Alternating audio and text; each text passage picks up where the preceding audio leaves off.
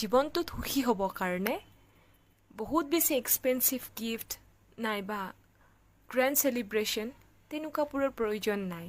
আমাৰ নিচিনা সাধাৰণ মানুহে সৰু সৰু বস্তুতে নিজৰ সুখবোৰ বিচাৰিব জানে, সেইটোৱে আটাইতকৈ ধুনীয়া কথা। আজি আমাৰ বিয়াৰ 7 বছৰ সম্পূৰ্ণ হ'ল, গতিকে ভাবিলোঁ এই বিশেষ দিনটোৰ আৰম্ভণি আমি বাবাৰ আশীৰ্বাদেৰে কৰোঁ।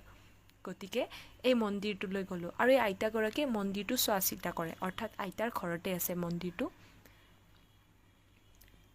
আৰু মন্দিৰৰ পৰা আহি এটা চকলেট কেক বনালোঁ। কেক কাটিব লাগিব নহয়, সাধাৰণভাৱে আমাৰ তিনিজনৰ মাজতে এই কেকটো কাটিলোঁ। ওপৰত আকৌ চকলেটেদি ডেক'ৰেশ্যনো কৰিছোঁ দেই, দোকানৰ নিচিনাকৈ হোৱা নাই বাৰু। আৰু প্ৰিচাই খুব ভাল পাইছে এইবোৰ দেখি, তাই ডাঙৰ হ'লে চাব। সেইবোৰেই সুখ। আৰু লগতে চিলি চিকেন, দহি চিকেন আৰু বাটাৰ গাৰ্লিক ব্ৰেড টোষ্ট, আলু টিক্কি